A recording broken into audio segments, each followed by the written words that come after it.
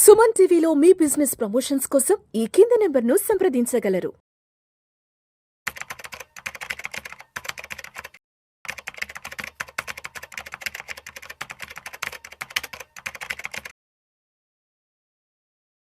నమస్తే, నేను మీ రేవంత్ చలమల.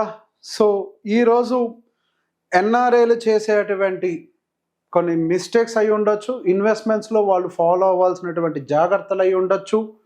సో ఈ రేపు అన్న రోజు ఎటువంటి లీగల్ ఇష్యూస్ కావచ్చు, లేకపోతే ఫైనాన్షియల్ సెక్యూరిటీ పరంగా మనకి ఏమి ఇష్యూస్ లేకుండా ఉండడం కావచ్చు, వీటన్నిటి పరంగా కొన్ని జాగ్రత్తలు చేయాల్సినవి ఏంటి, చేయకూడనివి ఏంటి, maybe like dos and don'ts, కొన్నిటి గురించి మనం మాట్లాడుకునే ప్రయత్నం చేద్దాం. సో ది మోస్ట్ కామన్గా నేను అబ్జర్వ్ చేసే, నాకు తెలిసి మెజారిటీ ఆఫ్ ద ఎన్ఆర్ఎస్ చేసేటువంటి వెరీ మోస్ట్ కామన్ మిస్టేక్స్, వాటి గురించి మాట్లాడాలనుకుంటున్నాను. ఖచ్చితంగా అవాయిడ్ చేయాలి. చెయ్యకపోతే ఇండియన్ ఐటీ డిపార్ట్మెంట్ దగ్గర నుంచి కానీ అన్నిటి నుంచి కూడా మన ఇష్యూస్ ఎదుర్కొంటాం.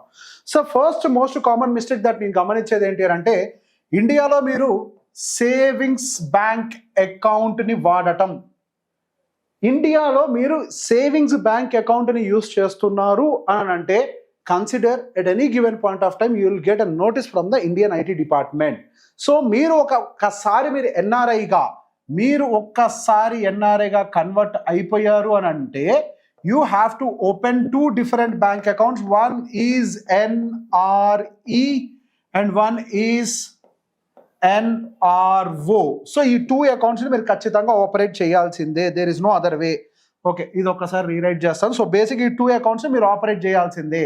సో బేసిక్గా ఎన్ఆర్ఈ అనేది మీరు యూఎస్ నుంచి డబ్బుల్ని మ్యూచువల్ ఫండ్స్లో ఇన్వెస్ట్ చేయడానికి, it is like equal to dollars అని అనుకోవచ్చు. యూఎస్ నుంచి పంపించే డబ్బులు మళ్ళీ వెనక్కి తీసుకుంటాం, దాని నుంచి మేము ఇన్వెస్ట్ చేసి వెనక్కి తీసుకుంటాం అన్నవి కూడా, అంటే యూఎస్ అని కాదు, నాకు యూఎస్ అని అలవాటు అవుతుంది, any foreign money. So foreign మనీని ఆపరేట్ చేయడానికి కోసం యూజ్ చేసేదంతా కూడా మన ఎన్ఆర్ఈ అకౌంట్. సో బేసిక్గా ఇండియన్ మనీని ఆపరేట్ చేయడం కోసం వాడేదంతా కూడా NRO account. So actual savings account వాడకూడదు. మన ఇండియాలో ట్రాన్సాక్షన్స్ కోసం మనం ఎన్ఆర్ఓ బ్యాంక్ అకౌంట్ని యూజ్ చేయాలి, కానీ పొర్రపాటును కూడా సేవింగ్స్ బ్యాంక్ అకౌంట్ని వాడకూడదు.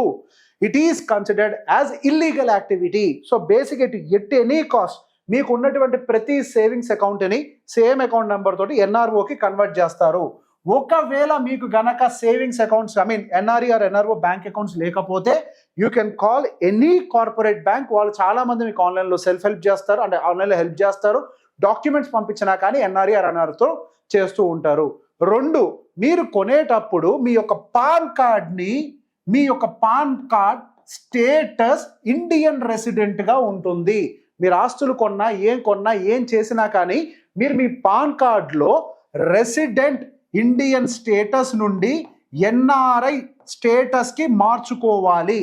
సో బేసిక్ ఇది ఆన్లైన్లో జరుగుతుంది. యూ కెన్ డూ, అంటే బేసిక్ మీకు ఆన్లైన్లోకి వెళ్తే దీనికి సంబంధించిన ప్రాసెస్ అంతా కూడా మీకు IT department website and pan related details అన్ని కూడా కనపడతాయి. సో ఇది చేయకుండా మీరు మ్యూచువల్ ఫండ్స్లో కానీ ఎక్కడ పెడుతున్నా కానీ, అంటే బేసిక్గా ఎక్కువ ఇష్యూస్ వచ్చేది ల్యాండ్స్ పాయింట్ ఆఫ్ వ్యూలో. సో ఏదైనా సరే మీకు సంబంధించిన స్టేటస్ అన్నీ, మీరు వేరే కంట్రీలో ట్యాక్స్ పేయర్ అయితే ఆ డీటెయిల్స్ని మీరు క్లియర్గా అక్కడ మెన్షన్ చేసి ఉండాలి. మేము జస్ట్ అట్లా ఆపరేట్ చేస్తామనంటే మాత్రం కుదరదు. అండ్ 3వ అతిపెద్ద మిస్టేక్ మీరు చేసేది ఏంటి అని అంటే, మ్యూచువల్ ఫండ్ స్టాక్స్లో పెట్టుబడులు పెడుతూ ఉంటాం కదా, దట్స్ ఓకే అని చెప్పి, ఇట్స్ నాట్ దట్స్ ఓకే. ఒక్కసారి దెబ్బ కొట్టారా కోలుకోవడానికి చాలా టైం పడుతుంది. ఫైన్ ఎంత వేస్తారో చెప్పలేము. మీరు 100 పెడితే దానికి 200 ఫైన్ వేస్తారు, అంటే మీరు సంపాదించింది, పెట్టుబడి పెట్టింది మొత్తం పోతుంది.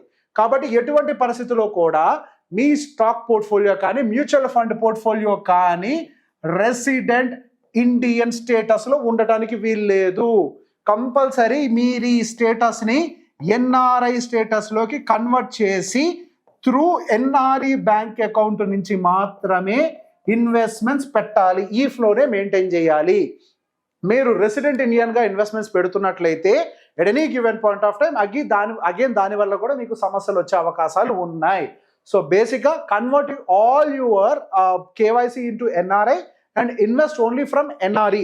అంటే మీకు ఫారెన్ మనీతో ఇన్వెస్ట్ చేస్తాం, మంత్లీ శాలరీ వస్తుంది, ఆ శాలరీ డబ్బుల్ని మ్యూచువల్ ఫండ్స్లో పెట్టుబడి పెట్టాలి అంటే ఎన్ఆర్ఈ వాడండి. లేదు మీకు ఇండియా నుంచి ఏదైనా రెంటల్ ఇన్కమ్ వస్తుంది, లేదు ఇండియాలో ఏదైనా ల్యాండ్ అమ్మారు, లేదు ఇండియన్ మనీ ఏదైనా ఉంది, దాని కేసులో మాత్రం you can use NRO or NRO. So NRO అకౌంట్ని ఇక్కడ యూజ్ చేయొచ్చు. సో బేసిక్గా NRE or NRO accounts through మాత్రమే మీరు ఈవెన్ మ్యూచువల్ ఫండ్స్లో పెట్టుబడి అయినా పెట్టాల్సిందే. ఇంతకు మించి మీరు ఏం చేసినా కానీ మిస్టేక్స్, అంటే లైక్ రేపు లీగల్ ఇష్యూస్ వచ్చే అవకాశాలు ఉంటాయి. అండ్ దాంతోపాటుగా మరికొన్ని అంశాలు నేను గమనించింది ఏంటి అని అంటే, మేము ఇప్పుడు ఇక్కడ వేరే కంట్రీలో ఉన్నాం కదా, మాకు ఇక్కడ ఆల్రెడీ మాకు హెల్త్ ఇన్సూరెన్స్ అనేది ప్రొవైడ్ అవుతుంది కదా, ఇప్పుడు ఎందుకు హెల్త్ ఇన్సూరెన్స్ తీసుకోవడం అని చెప్పేసి చాలామంది ఇన్సూరెన్స్ విషయంలో కొంతవరకు నెగ్లిజెన్స్ చూపిస్తున్నారు. ఒకవేళ మీరు ఒక 45 ఇయర్స్ 50 ఇయర్స్ తర్వాత మీరు రిటర్న్ ఇండియాకి తిరిగి రావాలనుకున్నారు. ఇండియాకి మీరు తిరిగి రావాలనుకున్నప్పుడు మీ ఏజ్ 50, దాంతో పాటుగా వచ్చేటప్పుడు ఒక షుగరు, ఒక బీపీ, ఒక థైరాయిడ్ ఇట్లాంటివన్నీ వేసుకొని వస్తాం. మీరు అట్లాంటివన్నీ వేసుకొని వచ్చిన తర్వాత అప్పుడు వచ్చి మీకు ఇన్సూరెన్స్ కావాలంటే ఎవరైనా ఇస్తారా? అప్పుడు ఇన్సూరెన్స్ రావు కదా. సో మనం ఏం చేయాలి, అన్నీ బాగున్నప్పుడే మనము హెల్త్ ఇన్సూరెన్స్ అని ఒకటి తీసి పెట్టుకుంటే మంచిది. ఏం పోతుంది, చిన్నదన్న తీసి పెట్టుకుంటే రేపన్న రోజు మన ఇండియా తిరిగి వచ్చేస్తే మీరు అక్కడ సెటిల్ అయితే అది వేరే కేసు. ఒకవేళ ఇండియా తిరిగి రావాలి అని అంటే మన లైఫ్ మళ్ళీ ఇక్కడ ఉండాలి కాబట్టి ఇన్సూరెన్స్ను ముందు జాగ్రత్తగానే ఒకటి తీసి పెట్టుకోవడం మంచిది ఇండియా తిరిగి రావాలన్న ఆలోచన ఉన్న వాళ్ళు. అదేవిధంగా టర్మ్ ఇన్సూరెన్స్ పరిస్థితులు కూడా అంతే. ఒకవేళ మీకు ఇండియా తిరిగి వచ్చే ఆలోచనలో ఉంటే కనుక వచ్చాక చూసుకుందామని అంటే అన్నీ కుదరవు. కాబట్టి సాధ్యమైనంత వరకు ఎర్లీ టైంలోనే హెల్త్ ఇన్సూరెన్స్ కానీ టర్మ్ ఇన్సూరెన్స్లు కానీ మీరు ఖచ్చితంగా తీసిపెట్టే ప్రయత్నం చేయాలి. దీంతో పాటుగా నేను చూసే మా అందరూ ఇంకొక కొన్ని కామన్ మోర్ మిస్టేక్స్, అక్కడెక్కడో ఉంటారు వేరే కంట్రీలో ఎక్కడో ఉంటారు, ఇక్కడ వచ్చేసరికి ఒక అపార్ట్మెంట్ కొంటారు. ఎందుకు కొంటాము అని అంటే దాని నుంచి మనం ఇప్పుడు ఇండియా వచ్చినప్పుడు తిరిగి వచ్చినప్పుడు పనికి వస్తుంది, మనకి ఈ లోపల ఒక రెంటల్ ఇన్కమ్ వస్తుంది. సో మనం ఏంటి వెళ్ళిన వెంటనే మనకు ఇల్లు కొనేద్దాం అని చెప్పేసి మనం ఒక అపార్ట్మెంట్ కొంటాం. మన ఇండియా తిరిగి రావడానికి 10 ఏళ్ళో 15 ఏళ్ళలో టైం పడుతుంది. ఇండియా తిరిగి వచ్చే టైంకి ఈ అపార్ట్మెంట్ ఓల్డ్ అయిపోతుంది. నార్మల్ అపార్ట్మెంట్ కాస్త ఓల్డ్ అపార్ట్మెంట్ అవుతుంది. 15 ఇయర్స్ ఓల్డ్ అపార్ట్మెంట్లో మీరు అక్కడి నుంచి తిరిగి వచ్చా ఇక్కడ ఎందుకు ఉంటారు? మరి దీని పరిస్థితి ఏంటి? ఏమవుతుంది, రీసేల్ చేస్తే వాల్యూ వస్తుంది కదా అంటే ఇప్పటికి ఎన్నో అపార్ట్మెంట్ రిలేటెడ్ వీడియోలు చేశాను. మనం ఉండాలనుకుంటే కొనుక్కోండి, ఉండకూడదు అనుకుంటే కొనుక్కోకండి. కావాలంటే ఆ మందం డబ్బుల్ని అక్కడ ఇన్వెస్ట్ చేసి ఖాళీగా పెట్టుకోండి. ఇండియా తిరిగి వచ్చాక కొత్త అపార్ట్మెంట్ మీరు అనుకున్న ఏరియాలో సెటిల్ చేసుకునేలాగా కొనుక్కోండి. అంతేకాని అన్నెసరిగా వీటిల్లోకి తీసుకొచ్చి అపార్ట్మెంట్ వాటిల్లో పెట్టుబడులు పెడితే అన్నెసరిగా మనం నష్టపోతాం. దాంతోపాటు ఏం చేస్తారు అని అంటే ల్యాండ్స్ మీద పెట్టుబడులు పెడతారు. ఇది ఇంకో పెద్ద ప్రాబ్లం. ఈ ల్యాండ్స్ మీద పెట్టుబడులు పెట్టినప్పుడు ఏం జరుగుతుంది, మీకు ఏదో అవసరం వస్తుంది అక్కడ అబ్రాడ్లో, ఏదైనా అవసరం వచ్చినప్పుడు ఏంటి డబ్బులు కావాలన్నప్పుడు ఏం చేస్తారు, దీన్ని సెల్ చేస్తారు. మహానుభావులు సెల్ చేసినప్పుడు ఏం చేస్తారు, కొంత డబ్బులేమో మనకి అకౌంటబుల్ మనీ వైట్ ఇస్తారు, కొంత ఏమో బ్లాక్ ఇస్తారు. ఈ బ్లాక్ మనీని మీరు ఆరిజిన్ కంట్రీకి ఎట్లా తీసుకెళ్ళడం ఎట్లా కుదరదు కదా. సో బేసిక్ అందుకే మనం ఎక్కడ సెటిల్ అవుతాం ఏంటో ఏమీ క్లారిటీ లేకుండా కంగారు పడిపోయి అన్నీ కొనేకండి. మనకి ఇంకా లైఫ్ చాలా ఉంది. ఇప్పుడిప్పుడే మొదలుపెట్టాం లైఫ్ని.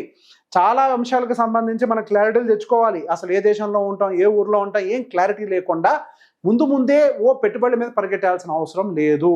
అండ్ మనము ఎర్లీగా సెటిల్ చేసుకునే ప్రయత్నం చేయాలి మన కెరియర్ని. సో సాధ్యమైనంత వరకు లిక్విడ్ అసెట్స్లో వాటిల్లో పెట్టుబడులు పెట్టుకోండి. అండ్ ఎస్, ఈవెన్ మనం ఇవి కూడా కొనుక్కోవచ్చు, కొనకూడదు అని అనట్లేదు. ఆ కొనేది ఏదో కొద్దిగా మెట్రోపాలిటన్ సిటీలోనో ఎక్కడో కొంచెం రెంట్ వచ్చే భూమి కొనుక్కుంటే అందులో ఒక షెడ్ వేసినా కానీ సెక్యూరిటీతో పాటు రెంట్ కూడా వస్తుంది. అట్లా కాకుండా ఏదో అపార్ట్మెంటో లేదా ఊరు బయట ఎక్కడో ఒక అగ్రికల్చరల్ ల్యాండో కొంటే అన్నెసరీ డిస్ప్యూట్స్. ఎన్ఆర్ఐ ల్యాండ్ అనగానే ప్రతి ఒక్కరి కడు దాని మీద పడతాయి. ఈ రిస్క్ చేయకుండా సాధ్యమైనండి ఇప్పుడు నేను చెప్పిన మిస్టేక్స్ అన్ని అవాయిడ్ చేస్తూ మీరు ఒకవేళ ఏమన్నా మిస్టేక్స్ కంటిన్యూ చేస్తూ ఉంటే నెక్స్ట్ టైం ఇండియా వచ్చే టైం కల్లా ఇవన్నీ కరెక్ట్ చేసుకునే ప్రయత్నం చేయండి. Thank you very much.